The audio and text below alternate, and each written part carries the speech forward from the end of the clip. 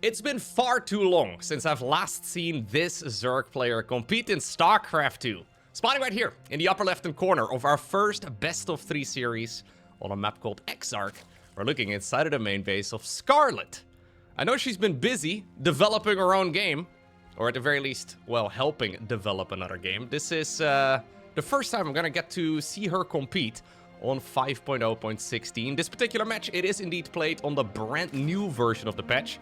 So that makes it 5.0.16b. And yes, I know I have to mention this in basically every single cast right now. It gets a little bit confusing because there's a lot of tournaments going on with lots of different patches, I suppose. But this is the current version of the game, the most up-to-date version of the game. And of course, the one where now command centers are 300 minerals each. Her first opponent, a Terran player. We're looking inside of the main base of Cure, an absolute world-class Terran. A 4-player map as well to start things off. I'm assuming we're gonna go for a command center first because it's really... okay, the only thing that makes sense. I mean, if you ever want to go for a CC first, this would be the perfect time to go ahead and do so. But apparently that's not what we're doing. Scarlett, by the way, has been working on Zero Space, last time I heard. I'm sure she's been busy because that game just went into an early access state. And talking to a bunch of game developers over the years, well, basically whenever your game changes from like an alpha to a beta or release version, whatever, that's crunch time, right? And right before that as well. Actually, from what I understand, any time during game development is basically crunch time. It's going to be a pool first here, so very interesting. Pool first on a 4-player map against the barracks first. Maybe Cure is anticipating that Scarlett might be going pool first. So she's got an Overlord going to the right, an Overlord going to the bottom. Once, of course, those, well, we'll see nothing. It is going to be a guarantee cross-spawn. We do, however, already have the pool done right now, and I don't see any Zerglings. Nah, this is really just a very safe opener here for Scarlett. The difference between pool first and hatch first is pretty small. It doesn't really matter all that much. It's mostly just a larva advantage, as we have the very first scouter worker here going through the tunnels that are running around the outside of Exarch. Okay, Cure will see that there is absolutely no creep spread, so we may as well just go ahead and send that SCV back home. It's going to be a Reaper after a Marine, and other than the one SCV, we're not going to be sending out anything else. Looks like Cure, though, is going to get across the map here in just a moment, and he will indeed go through the slow zone and eventually make his way to the Zerg side of the map. Now, we're going to be following along today with the entire run that Scarlett did during the RSL. So the RSL, it uses a group system for the very first stage of the tournament. Basically, after the qualifiers are done, the players are seated into 4-man groups, and then they follow GSL-style groups, meaning that you have the 2 players going up against each other. So it's a 1 versus 1 between 2 different players. You have 2 of those. They have the 2 winners of those 1v1s going up against one another for the winners match. Then you have the losers match after that. Then after that, for the final decision who moves on in second place, you have the winner of the losers match going up against the loser of the winners match.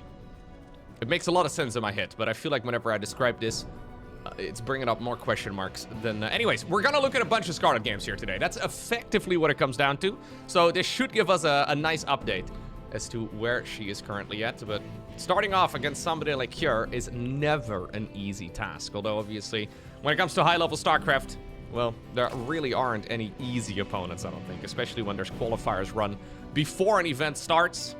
You just don't really get any easy opponents. Cure has been phenomenal in SC2 for a very long time. And like I said, I haven't really seen Scarlett play very much, so I've got a feeling that Cure is the favorite going into this particular match, especially now that command centers are cheaper than ever before. Third command center fired up. Normally, historically at least, I would say that cross-spawn locations really favor Zerg. Zerg obviously has the faster moving army, you get more speed, so obviously more distance to cover means that you get more advantage, right? I'm not so sure if that's still really the case. I would imagine right now as Terran, you really enjoy just dragging the game out for as long as possible. That's exactly what Cure is doing thus far. We have a quick lair here for Scarlett, but yeah, Aspire really does make sense. Mutaling Bane on a map like this, when you have a lot of terrain to cover, to go for the fastest moving unit composition, especially now that Muta play has been buffed pretty hard, I think it's not a bad choice. Looks like, I think that was a, yeah, just a Reaper going down. Zerglings running through the slow zone. Okay, they do get a little bit of a speed boost as well. I don't believe the Hellions are really going to be able to achieve all too much. As soon as they get onto the creep, I do indeed think it is time to go all the way back home. We can also hang out over here. You got to be careful that you don't get surrounded, right? Idling for a little bit and then not paying attention is scary. Now, Scarlett did go for the super quick Overseer. Seeing that alone is already, in my mind at the very least, pretty much a giveaway that it's a Muta follow-up. Obviously, there's a bunch of other varieties for Zerg, right? You could go like quick Hydras or something like that, but on a map like this, I think that Mutas are already played probably 9 out of 10 games, and then when you see the quick Overseer, in my mind, that would really seal the deal. First Mutas are coming up. We have both players mining out those skinny mineral fields to get up to a third base here pretty quickly. And the Overseer is indeed not going to be able to make it back. Easy snipe right here for Cure. I would not mind seeing a couple of blind missile turrets fire up in just a moment. We have the engineering bay finishing up. And that engineering bay, this is a good timing right here for Scarlett. The engineering bay, of course, will unlock, the ability to go for missile turrets. And we have a bunch of them building. One inside of the main base, one in the natural. Scan in the main base now also confirmed that indeed it is a Spire with pretty quick Baneling speed on the back of this as well. Okay, so even though we have a pretty passive early game here, I think very soon we will see movement all over the place. This is a unit composition here for Scarlett that really rewards active movement. The faster you are, the more precise you are, the better it usually goes. Now, this is a terrible start. This isn't even the action-packed part of the game yet. Obviously, that's only a handful of Zerglings, but that is not a really good beginning. It's obviously... Oh, well, that was very obvious to see. It's obviously very easy to accidentally lose track of units. Losing Lings, not the end of the world. Losing a bunch of Banelings, though, and potentially Mutalisks, of course, as well. That would be much more problematic. I like here, as we did have a bit of a Baneling roll-by, 5 SCVs died. I like here that Cure is actually actively out on the map, trying to snipe Mutas here, and also getting rid of some of the creep. Creep really is the main bottleneck that you can run into APM-wise with this type of unit composition. But so far, Cure is putting in a lot of work with a relatively small army. Now, there are speed banes available. More of them are coming up. Just going for this attack, though, is really cool here for Cure, because all of that gas was really supposed to go to more and more Mutalisks. Zergling run by in the meantime on the other side of the map, though, putting in a little bit of work, and we are going to pick up and run away. Still, got a feeling that the Medivacs and the Marines are not going to go home. As Scarlett did kill 9 SCVs on the other side of the map. Medivacs are empty. So that will be the end of the both of them. But this has bought a lot of time, right, for Cure. 14 SCVs in total, though, is significant. Still, worker-wise, Cure is fine. He's gonna try and make sure that he does not get overwhelmed yet again here from the left. Putting up a bunker and probably a supply depot or two in a moment. There are Widow Mines behind the supply depots here on top of the ramp. I don't believe that Scarlett is really going to be able to get a lot of damage done with that, but I really enjoy the Baneling burrows. It's one of those very low risk, high reward type of potential. Nice targeting here yet again. He does not quite have enough units, though. Cure needs to fly away once more. Mass repair on the bunker is sweet. Keep in mind that Mutas now prioritize with their bounces other units over structures. Another Medivac dies. It's a change that wasn't really discussed very much because I guess we had the gateway change and the 8 workers start and all the rest of it. But real quick, Mutalisks right now with their bounces, so every single time they attack, they have 2 little glaives that bounce. The bounces now prioritize units over buildings, so that's a pretty big deal. Makes them a little bit more reliable to micro. And then we do also have what is called the Arc Slop, effectively also allowing the Mutas to be microed a little bit more effectively. That combined with the previous patch changes, so 5.0.15 changes, to the cost of the Spire and the build time, it makes Mutas right now more reliable than ever. And I think it's pretty cool. We've been seeing them quite a lot. Now, thus far, we get an eye for an eye, mostly, right? If you look at the resources lost, I do favor this for the Zerg at the moment, primarily because Scarlett has been building up a huge amount of economy. We already have 4 bases. I'm assuming we're going to go and add some gases here too, and actually a 5th hatchery is done as well on the left side. 5th hatch not as important, because there's no mining going on there. Hive has started up. I'm assuming this will lead into Ultralisks. No banelings there. Yeah, fighting in the middle of the map. With all of these speed zones and slow zones and all the rest of it. Well, it already feels like a minefield. And in this particular instance, it is a literal minefield. Here trying to protect as many angles here as possible. Similar, I guess, to the baneling mines, right? Just trying to make sure that there's burrowed units all over. Scarlett is keeping tabs on potential future expansions here for the Terran player. Widow mine, Widow mine! Ooh. Okay, that one ultimately took a while to fire. Good splits here as well. Through the speedy one. This is messy, though. Yeah, I don't really like it. Nah, I don't really like this particular fight here for Scarlett at all. The main thing I think to pay attention to right now is whether or not Cure can secure a fourth. So Cure has been very smoothly on 3 bases for now. But there's a potential fourth there. And then a potential one over here. And I guess technically one over here as well on the left.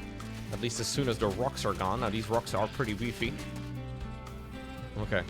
We're gonna need a scan over here. Or wait until the missile turret is done. Ooh, this is awkward. We actually dropped the mules down already. Cure trying to land the same structure over and over and over again. Now realizing indeed that there was a pesky Zergling blocking it.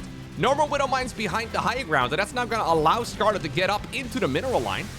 Not bad at all. 9 SCVs already. Ultra Cavern in the meantime is done. Or building. No Ghost Academy or anything along those lines yet here for Cure. Zerglings in the meantime have finished the rocks. So that creates a lot more run-by potential. Quite a difficult map to play. I will say, this feels like a pretty oppressive map right now. Especially for Terran, right? Where do you even really go? Here trying to make the absolute best of this situation. Good splits right there against the mine. But so many different alleyways. So many different angles.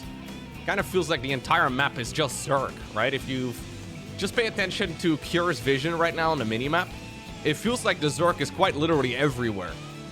Unable to really go across the map and put on any pressure on the other side. 5th Command Center now coming up. But the Ultra Cavern is done. And we are going to start up some Ultras right now. Chitinous Plating, Macro Hatchery, Adrenal Glands, +3 armor. Looks like the banelings here that were burrowed at the very least were spotted. Some more banelings though in the meantime over here at the 3rd base. Wait, those walls that were supposed to keep the Terrans safe. No reaction whatsoever here. It's because I guess we were busy chasing the mutas around from the natural expansion. But that is another nice hit here by Scarlett, who really hasn't been making any mistakes at all.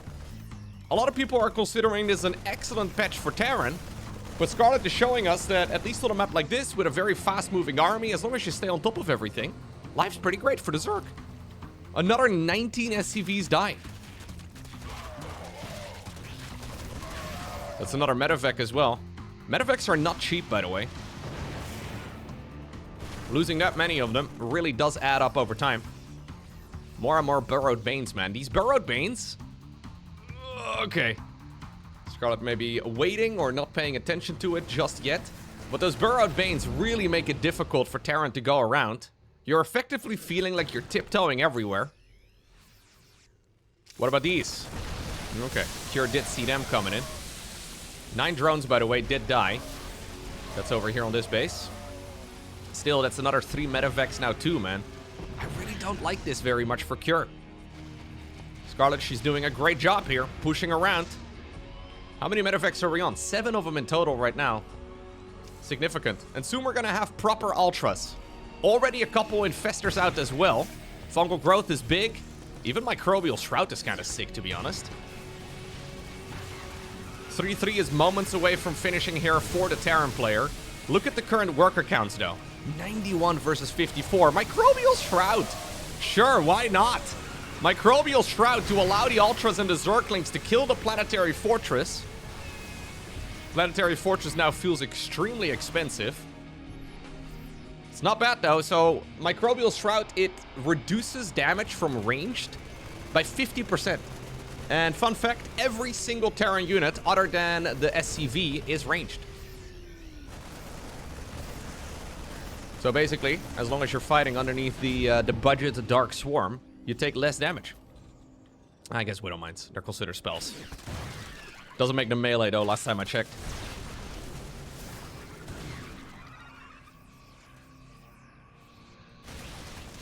So far, Cure is not really playing around the new strengths of Terran, I don't think. And we've been seeing this from other Terran players too. Some of them are making too many command centers. Some of them, though, are making barely any. Cure seems to be in the camp of, I just make my normal amount of command centers and see how it goes. I really don't think that's the optimal way to get the job done. Scarlett is absolutely dominating this game. The problem is, right, even if you clear this army up right now as Cure, there's just more Zerg. Like, there will be more Zerg coming across the map. +3 melee isn't even done yet, so this isn't even their final form. At the very least, Cure did get this base up and running yet again. But look at the minimap. We can just take whatever base we like. Maybe there were a couple of hatchery snipes across the board. Actually, how many do we have? Yeah, just the one. Infestor dice. Slow Zerkel here is really good for the Terran, though, with this type of setup. Yeah, and Cure's army needs to be respected. We have a low SCV count, but that allows a lot more army supply. So, army-wise, Terran's currently bigger than the Zerg. Fungal growth in the slow zone would be huge! Fungal growth in the slow zone into Microbial Shroud as well. Those Ultras already are so incredibly tanky. With Microbial Shroud on top of it as well, it just deals even more damage. And honestly, these weren't even that great of a set of Shrouds here across the board. Fungal growth to prevent the Marauders from running around. Yeah, even with bad Shrouds, they're still incredible. GG. At Eternity's Edge is game number 2 in this best of 3 series. A pretty uninspired game there from Cure. Scarlett just went for the faster moving army and played a cleaner match across the board. Maybe a bit of a wake-up call there as well for the South Korean Terran player. This could be one of those games that you go into and you kind of just assume you're going to be able to cruise to an advantage. But that certainly did not happen. There is this running joke, by the way, in the StarCraft community right now that pro gamers don't read patch notes. I don't know if it's true, but it does appear that oftentimes many of the changes are either not known or not interpreted, right? Obviously, it's a difference to just read the changes and actually implement it into your game. And truthfully, we've also had a lot of, I guess, variety over the last couple months, right? With constant adjustments and lots of changes as well. I can imagine many of the players kind of glanced at the patch notes, but didn't necessarily take 5 minutes or so to sit down and think about the changes. Anyhow, we find ourselves now in game number 2. Yeah, and Cure is going for a build that I think is just straight up worse. So this is a double Rex opener. I think double Rexes are just straight up worse. Well, first off, because command centers are cheaper now. So it's easier than ever to make a command center. Now you're going to definitely need more supply depots very soon. But secondly, they also nerfed the production time on Reapers by 2 seconds. Again, none of it is detrimental, right? But this is not playing into the strengths on the new patch.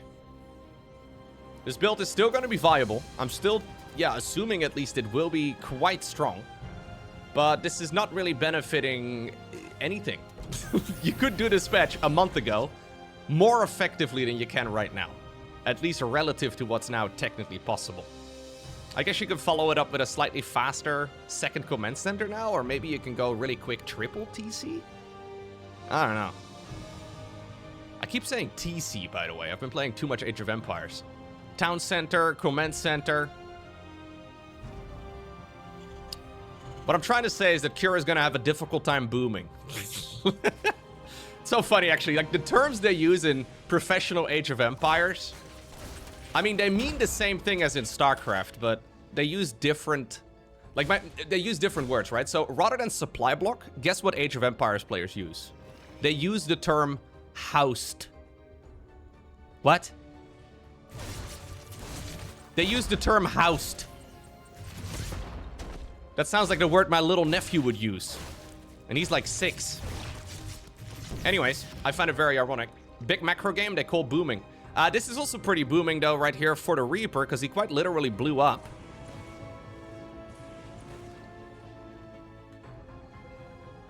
I'm trying to think, what other terms did I use?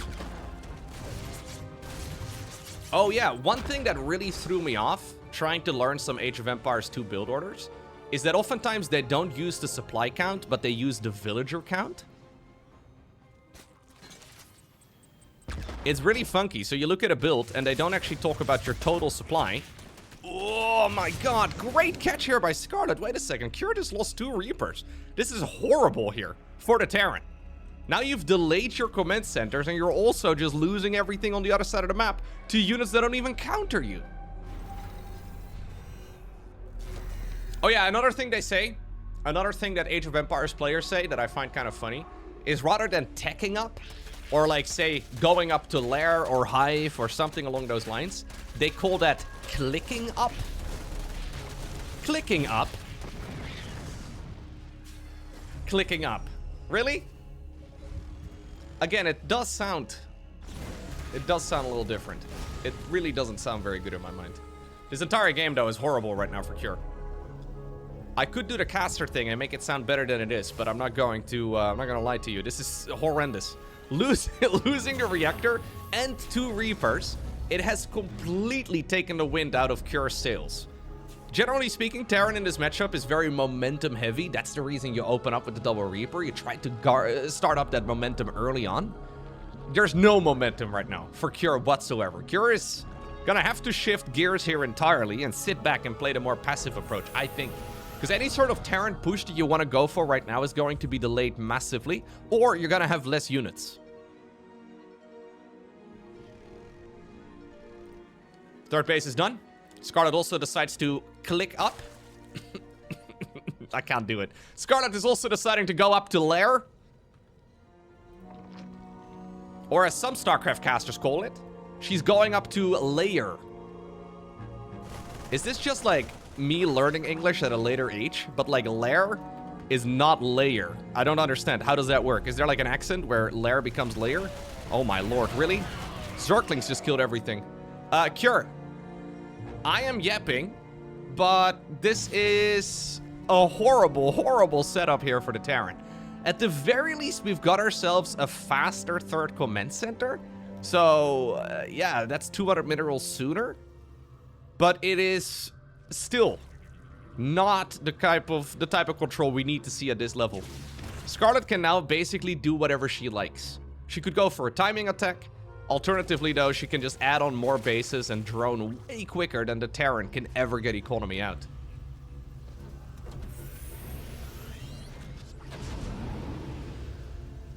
Look at the now loss on the reactor. Ugh. Okay, he decides to just settle on a push with 15 Marines.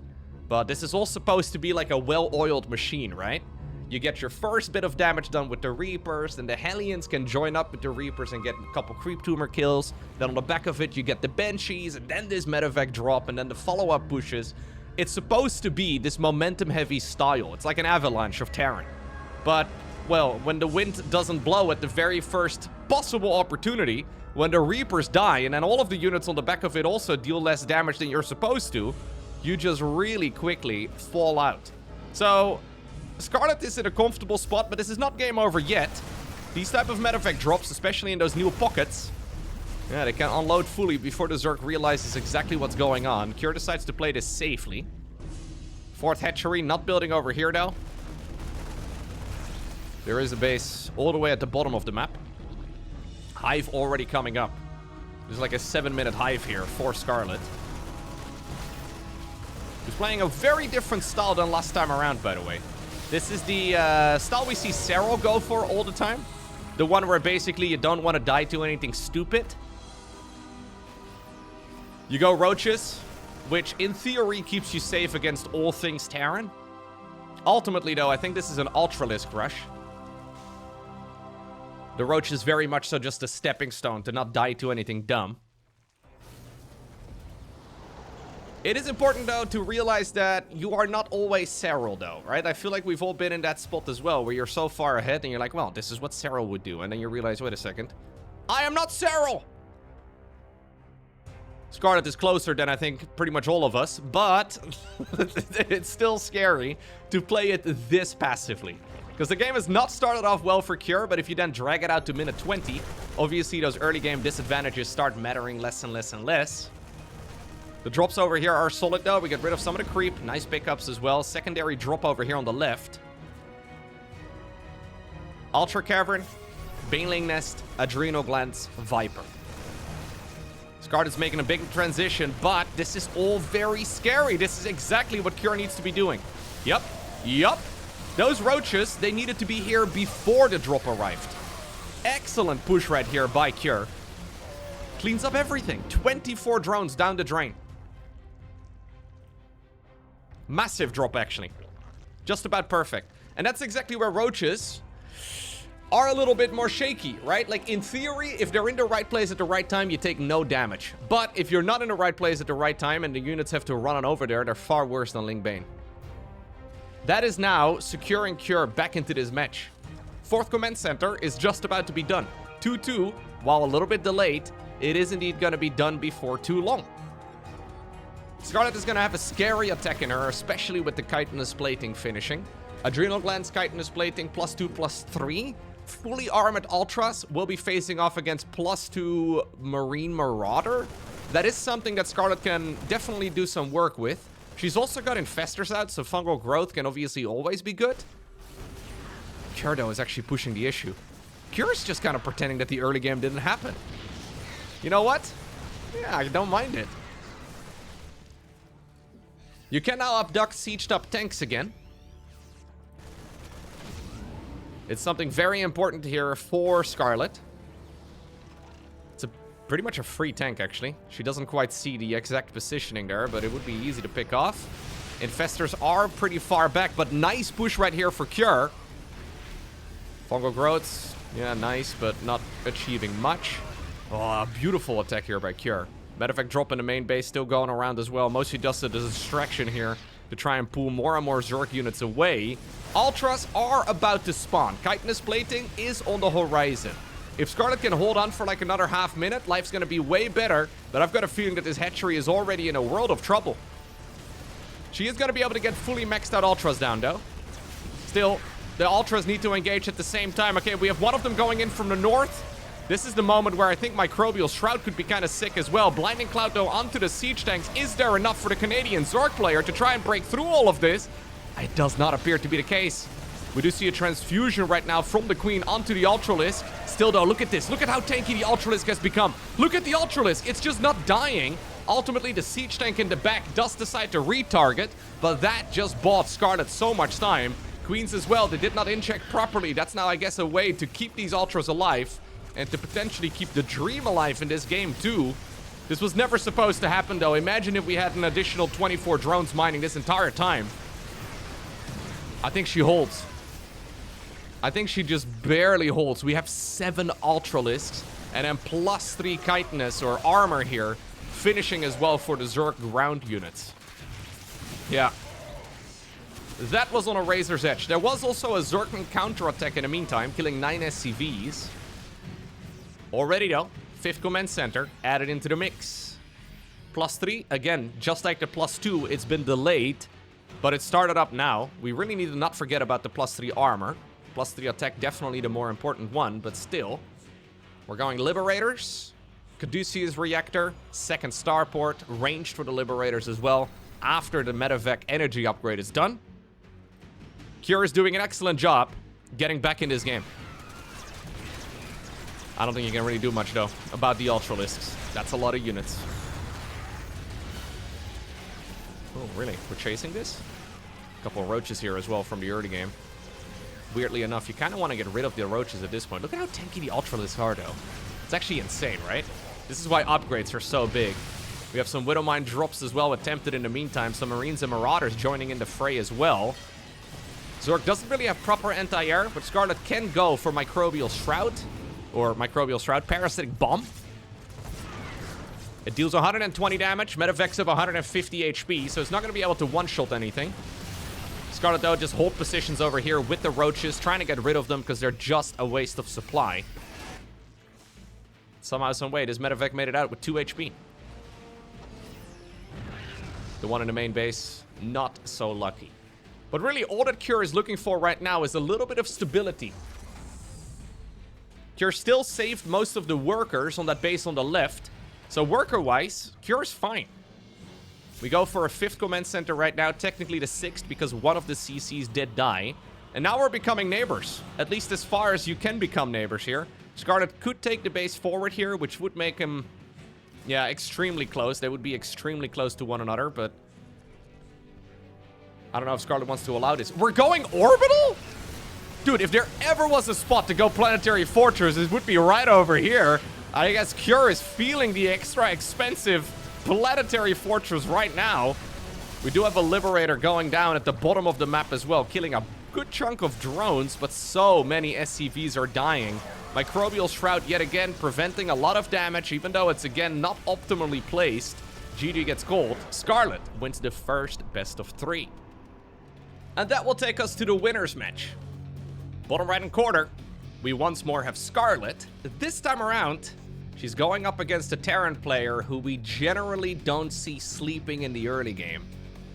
We're looking inside of the main base of Clem. Statistically, the #1 Terran in the world.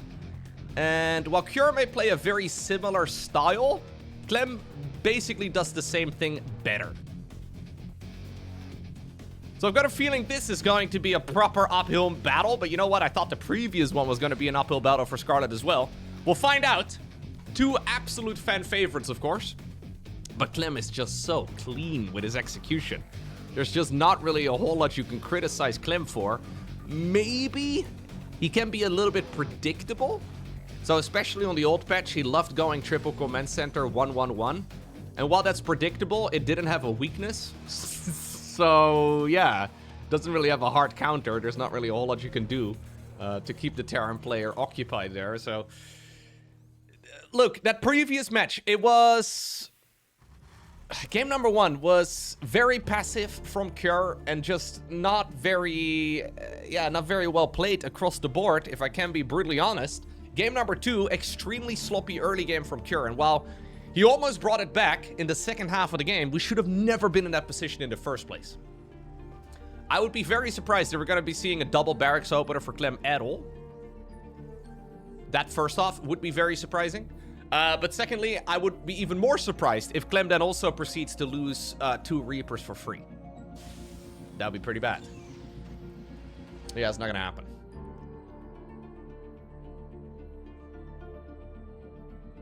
Let's see what we can do.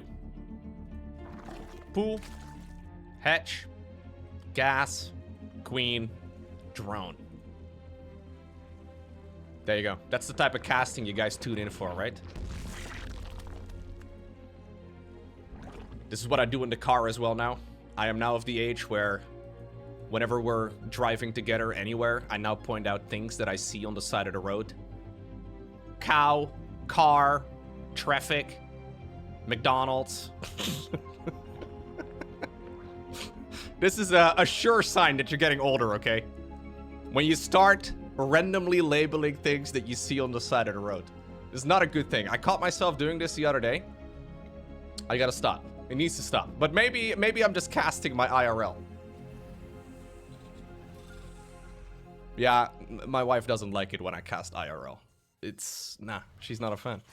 Anyways, she doesn't need play-by-play commentary for IRL, believe it or not. Reaper going around. And already, it's not dying.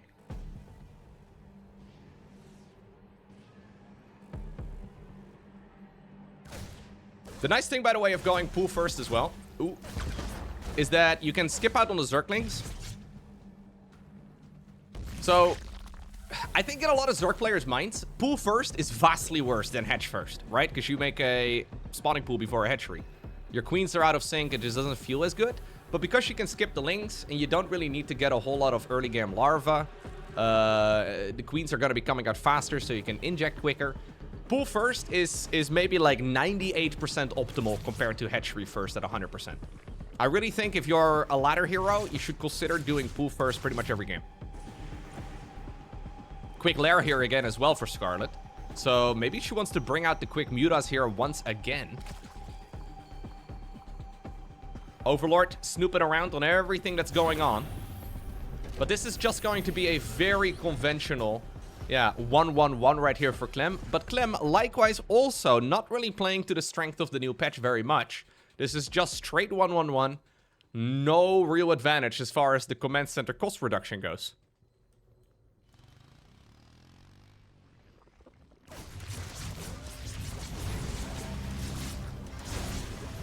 This is really good though for Clem. Yep. Nice slipping and sliding here with the Hellions. We can get at least one more. Yeah, we could have had one more. Clem wants to scout.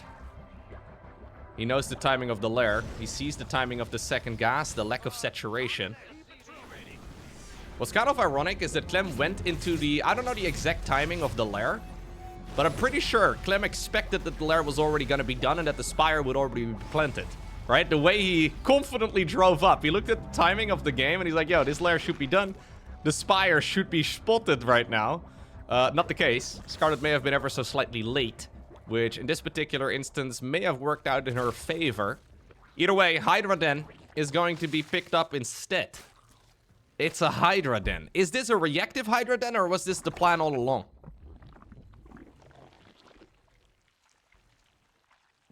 I don't know. I don't think I like it. Wow. What? 5-minute lurkers? So these are going to be lair tech lurkers. Like, this is a lurker den before a third base. Scarlett is looking around. Or Clemrodder is looking around, and he's gonna see it. Wait a second. Clem's gonna, ooh, just barely not notice the Overseer coming in clutch. It's another advantage, by the way, to going pool first over hedge first. You can get your Overseers out quicker. If you go for the quick lair follow-up. Allows you to skip spore crawlers. Anyways, I'll stop trying to sell you on... Oh my god, this is so bad though here for Scarlett. I think she's gonna have like one attack with lurkers in her. But like, lair tech lurkers are not very common because they're kind of bad. I would like to see this work though. But it seems extremely risky. Terran Army does get cornered here in the end. Still, there's just barely enough links available. Look at this though. We have a full 2-base setup here as well for Clem. So since Clem has not seen a third base for Zerg, he's not made the transition to a third base himself. Now we finally start one up.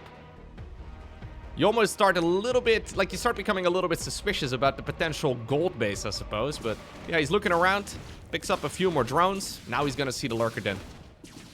This is the WTF moment right here as the Terran. What in the world is going on? So we have 5 lurkers coming up. Wow. Because it got spotted and because this game has started off terribly, Scarlett decides to simply tap out and give Clem the 1-0 lead.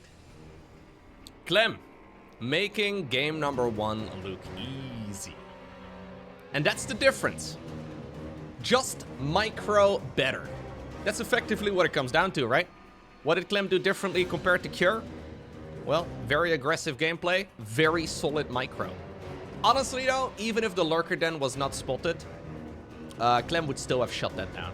We had a couple of Overlord drops, but there were already missile turrets around the perimeter. Like, Clem was already fully prepared against it.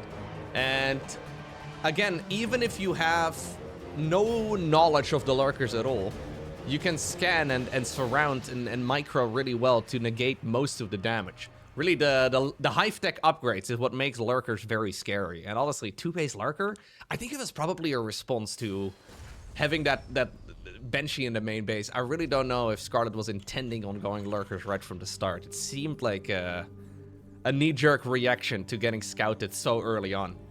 I think the original plan was probably to go into a Spire and go into Mutas. I'm not sure though. But yeah, Clem really making that first game look extremely easy from his perspective. I've noticed that with any sort of competition, right? So obviously, professional gamers are very good. But within the professional gaming rank, you also have an upper echelon. The top 5 players in StarCraft 2 are significantly better than the players that are like top 20. And I think that's maybe what we are experiencing here, at least if that first game in this particular best of 3 was anything to go off of. While Cure is a phenomenal player, Not even close here compared to Clem. Obviously, this is just a one-off series, right, that we're having a look at today. But it's almost a little bit staggering, right? Just the amount of value you can get out of the literal exact same units. Quick command center on the low ground. Hatch into pool this time around here for Scarlett, so a little bit of deviation. To be fair, Clem is never really known as somebody who goes for proxy barracks. Don't remember the last time I've really seen Clem go for proxy barracks. I guess he did one against Lambo when the patch was super new. Remember the 8 supply depot, 8 proxy racks, 8 gas, and then eventually SCV production? That was kind of a cool build. A very, very sharp timing attack. A very sharp bunker rush. It was fun. But Clem is going back to his good old faithful macro game. I can't really blame him. Yeah, the only thing that sometimes I think is frustrating for Clem is maybe like the mental game of StarCraft. He's mentioned this in a few interviews lately that I've watched, where he's saying that he's sometimes a little bit tilted and he's a little bit frustrated, and his emotional state basically reflects his gameplay, or maybe the other way around. But if he feels really good emotionally, if he's in a happy place in life, then he plays way better StarCraft as well. And then whenever he's in like maybe a bit of a negative rut, right, which I guess we all get into from time to time, it reflects in his StarCraft gameplay too. And we saw some of that, I think, over the last few months, where he was like early GGing or not GGing at all, just kind of rage quitting and just queuing up too fast. Some, yeah, uncharacteristic mistakes. He was asked about this, and he was actually very open about it, which I thought was kind of sick. But yeah, it is true. You definitely do play better if you're feeling good. It's very obvious, right? It's another one of those things, whenever people argue that esports aren't real sports, yada, yada, yada. Well, your emotional state is a pretty big impact on any sort of performance. And these guys are obviously, well, the pro players in general are mostly just sitting by themselves in a room playing behind a computer. You don't really have a team to lift you up, and maybe there's a coach talking to you through Discord or something, but it's not quite the same thing. It's another one of those things, though, that you do have to be able to manage. There are actually, it's very common, especially in other esports, for people to have, like, sports psychologists to help out with that sort of thing, because it's a big deal. Anyways, again, man, this is so scary. Here's Clem's first units, micro to perfection, and where Cure was unable to get any damage in the early game at all. Clem already gets 3 workers. Now, I actually thought it was going to be more than that. Not the end of the world here for Scarlett whatsoever. Follow-up aggression as well. Nice save on the 1 worker here. Clem is cruising right now. You can see it in the Hellion movement, right? It's just so comfortable. Even though this wasn't necessarily that great here for the Frenchman. I don't mind it all too much. Quick 3rd command center. Now we're going to add on the additional barracks. So effectively where we're ending up right now is that 2 of the Hellions are free. Because the command centers are 100 minerals cheaper, right? So you can kind of picture this as 2 of the Hellions being free compared to the previous patch. Meaning that this was effectively free damage now too. I believe that's what we call girl math. That's how Terran players do it. This was free damage, even though you had to pay 200 minerals. But because the 200 minerals were more expensive in the previous patch, they're effectively free now. So therefore, the drones were also free kills. There you go. Terran math in a nutshell. All right. Double engineering bay. 4 additional barracks right now on the production tab. Hellion still darting around. Creep spread has been extremely lackluster now because of those Hellions. Again, excellent micro.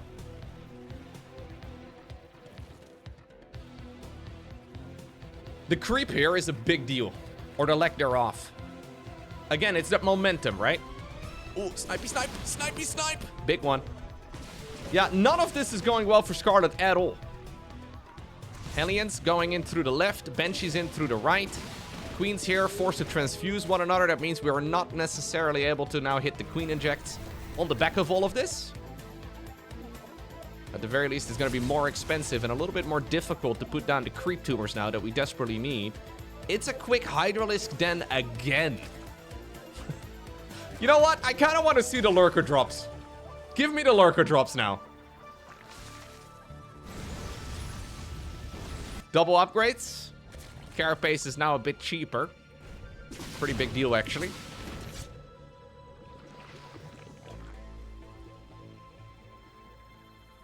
Okay. Second factory coming up already. I'm assuming we'll be building up a 4th command center as well momentarily here. Alternative choice would be to go into 3 additional barracks right now. But I think a 3rd CC, followed by a 4th CC, is a better choice.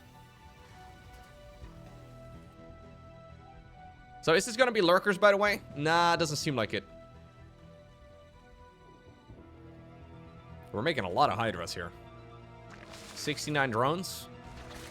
Straight into Mass Hydra.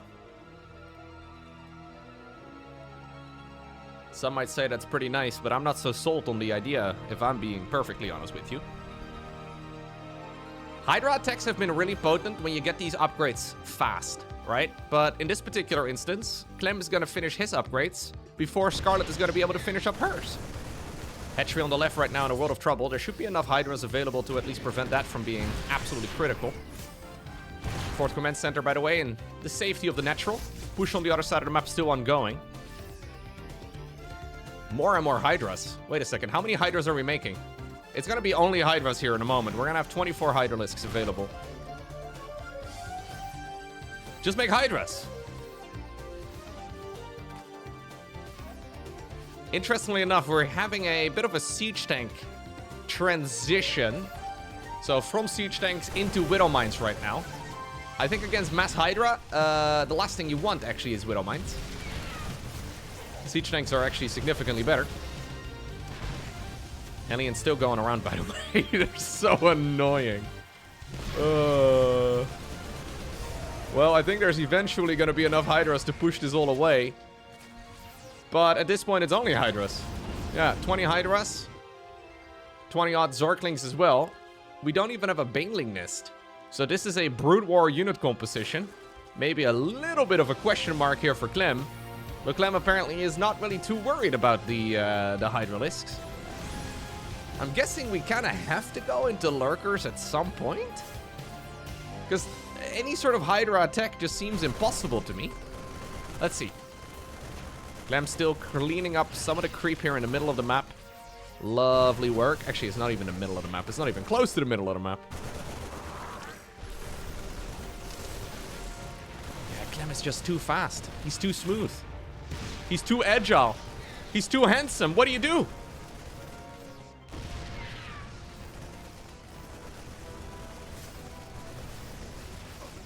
Fifth hatchery does not seem like it is belonged or longed rather for this world. GG gets cold. Wow. Clem absolutely shuts Scarlett down. And that takes us to the deciders match. So Clem already moving on to the playoffs of the RSL. You may be wondering, who did he beat in the very first best of 3 of the day that he had to play? It's the Zerg player Lambo. So we have a little bit of a rebellion team off right here. Scarlett representing the rebellion as well, although apparently she just has it by username, whereas Lambo is actually part of the clan. There you go. Not exactly sure why that's going on. Anyhow, a ZVZ to decide it all. That of course does mean that Clem ended up beating Lambo in his opening match, and then Lambo proceeded to win over Cure. So, one final game to decide who moves on out of this group. Difficult matchup, I think, for Scarlett, because Lambo is, well, a bit of a beast. So I know Lambo has been putting in the work on the new patch. At Home Story Cup, I actually saw the Zerg players all getting together, trying to figure out this particular matchup. Lambo claimed that you can hold any sort of early game all-in by going hatch first. But now he's going pool first, which I find kind of ironic. And obviously, you got to keep in mind that they're always going to be discussing these sorts of things while playing in the tournament themselves still, so potentially playing ZVZs later on. A little bit of trolling certainly is possible. That was actually a pretty funny game between Elaser and Raynor, where they ended up cheesing. So Raynor ended up cheesing Elaser every single game. And in the post-game interview, we asked Raynor, like, hey, why did you end up cheesing in every single game? And Raynor was like, well, I saw that Elaser was going hedge first against Lorimbo in every single match. So that means he is 100% going to be going hedge first against me in every single game as well. And it was a tempo versus hedge first every single match. Every single time it got so much damage done, it did not really end up mattering very much. But yeah, apparently if you hedge first against Lorimbo, you are guaranteed to then also proceed to go hedgery first against Raynor every single game. And you know what? It does make sense. This is a very spicy build here for Scarlett. So, delayed gas in favor of a quick proxy gold. Let's see. Lembo does not know about this, but again, Lembo is known as the professor, right? Lembo is known as the man that you look for if you want to, well, know all of the ins and outs and all of the little timings and all the rest of it. He's got a very analytical mind for StarCraft. And I wonder how long it's gonna be until our German Zerg player here figures out that something is not quite right. There's many little tells that you can have. Down to the timing of extra queens and extra drones and the timing of Zerglings, extra overlords, that sort of thing. Or the lack of seeing certain things. So sometimes not scouting something is actually the scout that you need. Obviously though in this matchup there's a lot of two-base play. So, quick lair is not uncommon. Yeah, Lembo looking around right now. Sees the base on the right is not taken. Gonna try to get a scout in the main base. Zerglings together with a queen on the ramp though. Yeah, not really very much is known. Wide open base though in the far bottom left. Absolutely nothing to protect against it. How many links is Lembo gonna make? Not that many. Just the absolute bare minimum to be able to stop some sort of Baneling bust. Third hatchery in the meantime coming up here for the Zerg in red. And this could actually turn into a giant misread right now for the Zerg here. Because, for Lembo that is, because he may make the assumption that this is going to be a quick Muta build from Scarlett. Or quick Nidus, or some 2-base Roach push, or something along those lines. Whereas in reality it's actually a much faster third base right here for his teammate. Oh, dude. Scarlett took an evening class with Hero, I think, where they learned how to not wall off. What was that? This is the dumbest wall I've seen in a while. Alright, we do ultimately end up canceling it here and changing it over to a Baneling nest instead. I liked how the queen stood there confidently in between those two structures, pretending it was a full wall. So Scarlett actually not gonna let Lembo see that this is a really quick triple base. Instead, we're going to go for a link flood. Now, weirdly enough, Scarlett has got so much income because of those golden minerals that she's unable to spend it. Which is a really weird problem to have. If we would be able to now turn these 700 minerals that we have into mass ling, this fight has game-winning potential here for Scarlett. But instead, we're just kind of sitting here with a gigantic bank. Lembo sees it right now. I think he saw it. Yeah, he sees creep here. So popping the Zergling over there apparently gives you vision of creep. And immediately, a counterattack is triggered. Scarlett's still unable to spend her money. So the exact advantage of this base is probably just about 500 minerals at this stage in the game. And we're unable to really get any of the advantage. Because we're not spending the resources. Okay, the dancing has to be good. Lembo trying to see if we could potentially blow up the mineral line. Defensive Banelings coming through as well. Roach Warren was bought right here for Scarlett, so at the very least, okay, we're going to be able to get some value out of that here if the game lasts long enough. Lembo wants to hunt down the drones. Where did the drones go? Okay, all the way back to the natural.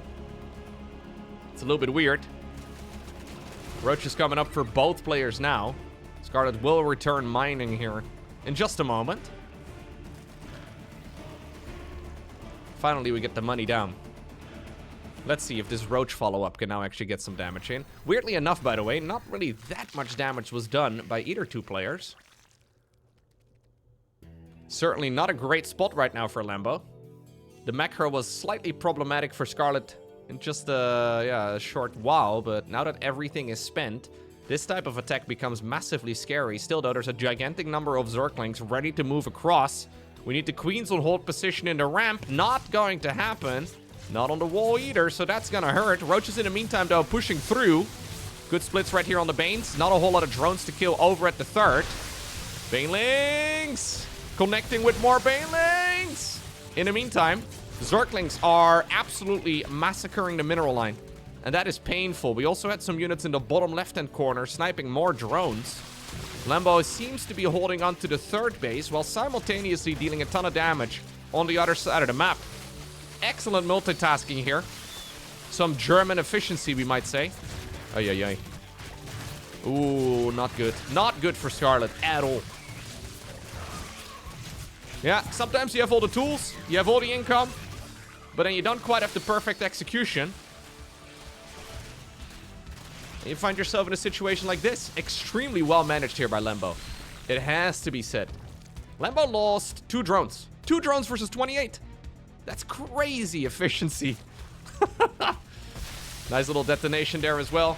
A couple of Zerglings do surround a handful of roaches. And now I think this third base is toast. Scarlett is not really going to be able to run the drones either against this many speedlings. She can try, but running this base, or even just giving up on the base, is kind of the equivalent of losing the game. So yeah, she decides to stay and fight, but I don't think it's the correct call. Brenda takes a corrosive ball to the face. Couple Zerglings also take some friendly fire because of it.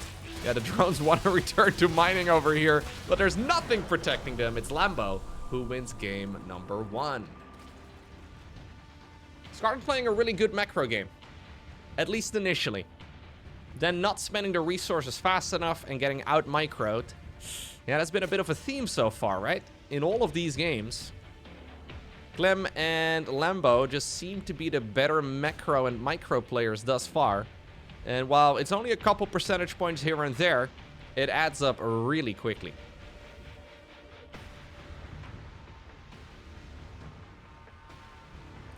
What do we do this time? No hedge first? No, I think we are gonna go hedge first. Yep. Good old 15 hedge. Could also go 15 pool. I don't think it's a bad choice. Scarlett is going 16 drones. What? Okay. It's a 16 pool. Alright, fair enough. Most Zerg players are going 15. So 15 hatchery right here for Lambo.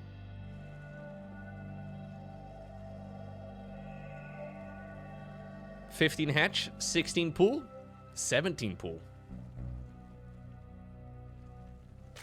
This is, of course, where you can be a little bit greedy, right? So that's why you always have to take these type of builds with a grain of salt. Like, if you're trying to get better at Zerg versus Zerg, and you look at these type of games in particular, and you're like, okay, this is what Lambo does. So therefore, it has to be the correct call, right? Maybe, yes. But also, keep in mind, he's 1-0 ahead in a Zerg versus Zerg series. So he's got a little bit of wiggle room to be somewhat greedy. Because this seems risky to me if you go up against any form of early game aggression. Probably the best build to be playing right now is a 10 pool into a hatch. So 10 pool, like 10 drones or 10 pool, 10 links, and then into a pretty quick hatchery when you can afford it, then into queens. Some sort of 2-base follow-up. Probably overall for ladder players, again, the best approach. What's kind of funny, though, about that type of early game aggression is that you actually lose against a proper cheese. So a lot of people will call you a cheeser if you go for that type of build, but in reality, you lose to cheese. That's actually far more dedicated than your cheese. Anyways. There's certainly a little bit of rock, paper, scissors going on in this type of matchup, and that's why the top of the line players will always be looking for ways to be safe with a hatchery first every single time. Because once, even if just in theory, right, it's figured out that yes, you can hold any form of early game cheese with a hatchery first, it's almost like we have this agreement at the highest level that none of the Zerg players are going to be cheesing in this matchup anymore early on. We will see the occasional, like, very quick spawning pool with very quick link speed or something along those lines. But it's almost like an agreement that, okay, now that technically we all know cheeses shouldn't work anymore, now we no longer commit to cheeses. I don't think we're quite at that point yet, though. Still, hatchery first here. Zerking speed coming up as well. Scarlett, of course, opting to go for a pool first. So you can see the timing here on the production tab, right? Like, where exactly is the disadvantage for going pool first? I don't see it. I think pool first is just fine. Even though hatch first feels a little bit better.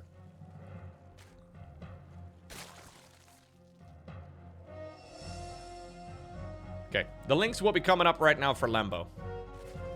Evo chamber as well. No baneling nest. A little bit spicy. Third base, though, on both sides of the map. Evo chamber here as well for Scarlett, so likewise also skipping out on the baneling nest. Extra gases right now. Roach Warren, I guess? No, second Evo. Huh. Now Roach Warren. Okay, well, this is a full wall, but the problem is we have a third. So, that's, by the way, just to try and be able to re-wall here if it's necessary. Yeah, I don't know about that. Now we're playing two bases. Maybe that hatchery was just kind of made to be sacrificial. Yeah. So sniping the, ooh, we have a little funnel.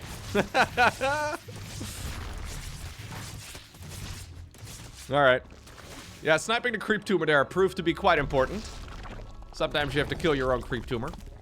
I'm already liking this spot better for Lambo, though. The main thing that Scarlett has going right now for her is that there's a faster lair. We're gonna do some more re-walling here. Another queen will die. There's a little mini game we're going for. Bit of deja vu. Cancel, put the queen in the wall. Is that the plan? No reason to cancel just yet.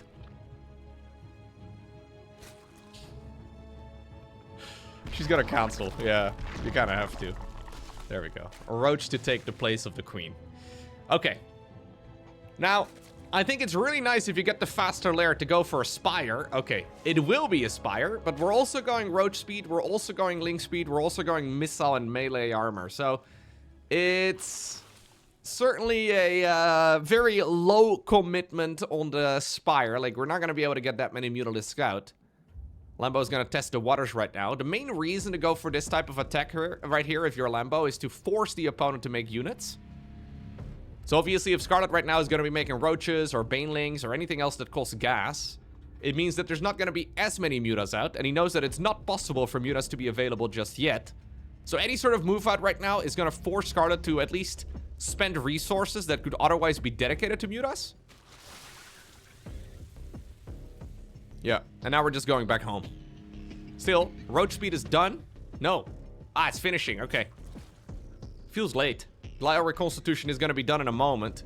That's going to allow these roaches in blue to catch up to the ones in red. But now the spire is going to be finishing up, and look at the amount of gas that Scarlett has. Yeah, she can make like 4. Feels extremely lackluster, right? So lovely game so far here by Lambo. Yeah, Lambo is a very smart player. Lambo actually the one going melee upgrades here, interestingly enough. Feels like a misclick. I feel like melee is real nice, especially if you have a spire. Nice little scout right here by Scarlett, though. She will see the second gas lacking in the natural. That's a big giveaway that this is not any form of muta play. Still, though, even just 4 mutas is going to be nice to grab some map control with. I'm assuming Scarlett is going to go after the overlords. Yep, that's exactly the plan. Oh, getting this cancel again would be huge. Absolutely massive play right here from Lambo. Woo! Scarlett is still 7.5 minutes in, stuck on 2 bases. And right now, we're dealing with proper saturation here. Lambo's going Hydra then. We have Spore Crawlers, we have Queens. Should be enough to keep any low number of mutas at bay. And obviously, well, if you end up having a Roach War, adding on some Hydras is never a bad choice, because Hydras deal a lot more damage. Well, actually, don't say never. It's sometimes a very bad choice. But in this type of setup, I think it's totally fine for Lambo. Going to +1 melee here is kind of weird, though. I wonder if it's, like, just to snipe bases, or maybe it's to confuse Scarlett. So at this stage in the game, the players will be clicking on the opponent's units. So Scarlett will very likely have clicked one of the Zerglings to see what the upgrades on the Zerglings are. And to see them having +1 melee would immediately set off alarm bells to potentially, oh, have a Spire on the other side of the map. I think you commit. +1 melee here. Yep, +1 melee allows Lambo to snipe the base yet again. Now, that was a double expansion. So, yeah, that was not the third. We actually have the third base right over here. So, at the very least, there's still something nice here for Scarlett. She also has had drones done for this base for ages, right? So, we can finally get some value out of it. But this has all been a little bit awkward. Still, important as well, though, to not get too carried away. Lambo has actually been over-prepared against Mutas. 6 Spore Crawlers is too much. 6 Spore Crawlers and 8 Queens. This would be phenomenal for Lambo if it would be like 20 Mutalisks. He's prepared to deal with 30 Mutalisks right now, especially with the Infestor spawning. But that's not what we're doing. It's only been 4.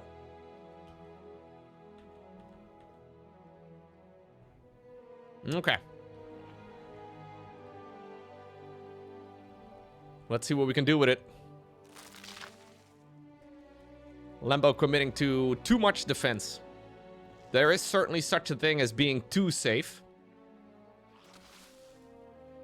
And this is one of those instances. Yeah, it's giving Scarlett, honestly, a pass back into this game.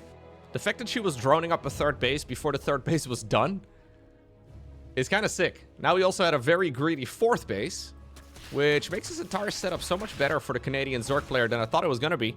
Nicely done by her. Mutas have just been running around the map, being an absolute nuisance. Tunneling Claws, though, coming up here for Lambo, who certainly is realizing his mistakes right now.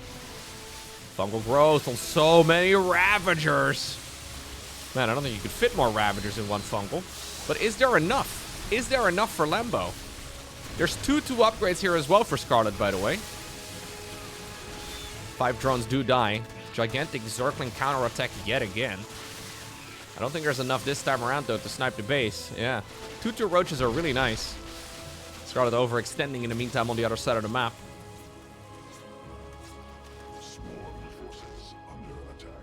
Okay. Tunneling Claws is done, together with Burrow. And that's exactly what we can now make use of. We can shark around the map. Somehow, some way, the units in blue are blind. They cannot see the heads of these units sticking out of the ground. The Zerg players, you know. They're kind of dumb. They don't see it. Seems pretty obvious to me. Anyways. This is mostly a multitasking tester right here. So let's switch to the first-person view of Lambo. He's gonna unburrow all of those roaches. He's gonna spread them around between the different bases and then unburrow them all in one go. Okay, ones in the natural are currently up. Ones in the main base are currently up. Ones in the third base are now also up. First-person view right here of Scarlett. Right as she's being aggressive. Look at the minimap. Look at her bases. Absolutely glowing. Suddenly there's aggression everywhere, and she's busy trying to micro against the main army of Lambo right now at the same time. This is the possible worst-case scenario here. She is ultimately, though, cleaning all those units up. But what about the main fight? So many reinforcing units of Lambo are popping out, basically right on top of the engagement. And Scarlett loses a tremendous amount of army. And then at the same time, even though the cleanup was pretty good, also 18 drones. Beautiful move there, again, by Lambo. The multitasking is just glorious, right? Like, in theory, tunnel clawed roaches, they're relatively easy to clean up if you have high APM. But then when you have to do that and then simultaneously juggle 7 balls, basically from Scarlett's point of view, right, if she was a clown in the circus, she'd be juggling 7 balls, and then Lambo threw in another 8. And somehow, some way, you're supposed to keep them all up in the air, right? It's not easy. It's not. I don't know. I can't even juggle with 2 balls, let alone 8. But anyways, it's very difficult to suddenly be forced to do that much multitasking. And now, as the dust settles, right, we end up in a situation where Scarlett is playing Roach Ravager. Previously, she had an upgrade advantage. No more. Lambo did lose the Roach Warren over here, so that's nice. But he's caught up in upgrades, and he's gonna go Roach Hydra. Roach Hydra off of a bigger economy with a bigger current standing army. More tech, more options. This is effectively checkmate. Because now we're doing the same unit compositions. But Scarlett has worse units.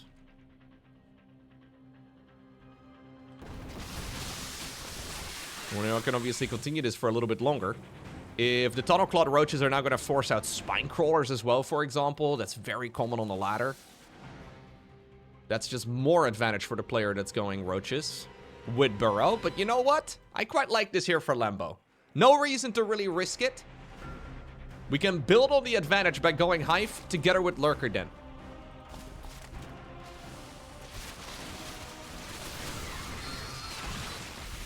Yeah. And I think Scarlett realizes it at this point. The problem is, what do? She still has a decent enough economy, though. It's a deficit, yes. But I wonder if you need to send it. Because if you're going to try and now tech up to a Hive of your own, okay, that's what she's doing. Hydra Den, Infestation Pit, we'll see Lurker Den. Extra gases at the 4th. It's just so slow, though. Now we're doing the same thing yet again, but from a disadvantage. And while it's okay to have a slight disadvantage early on, I think it's going to be very risky against Lurkers. Lambo can also start adding in Vipers momentarily, another phenomenal unit in this matchup. Hydra Lurker Viper is the ultimate unit composition in this matchup if you can get there. Very difficult because it's very gas heavy, but here we go. 6 Lurkers coming up. We should see the Lurker upgrade. We have a similar attempt in the meantime for Scarlett, but look, we have a Hive now started, Lurker Den now started as well. Already 10 Lurkers are coming. We should go Lurker ranged. That's the main time advantage we have right now for Lambo, but I guess he's a little bit worried for a potential all-in. But you know what? If it's a Roach all-in, you can hold that very nicely with Lair Tech Lurkers too, if you have enough of them. Corrosive Balls can technically counter it. Yeah. It's decent, but there's so many Lurkers now. Some of them are even going to go for the offense. Seismic Spines coming up. That's the ranged upgrade for the Lurkers. Queens transfusing one another. And while the dancing here is pretty solid by Scarlett, theoretically, this should never work. Little Roach counterattack. Couple Lurkers added into the mix. I think that'll be enough to kill the 5th. But maybe this is going to buy enough time, though, for Scarlett to now get her own Lurkers out. Hive is done. Lurker Den is done. She has a bunch of gas saved up. Does she have any Hydras? No. Hydra's coming right now. That's a bit late. That's adding an extra production structure or an extra production cycle right now into the mix as well. Oh, she's going Tunneling Claws right now together with Burrow. I feel like that's a mismatch. Maybe I'm mistaken, but I don't really see how that's going to be beneficial right now at all. There's still 6 Spore Crawlers, right, from the Muta situation. So Lambo has a lot of detection as it is.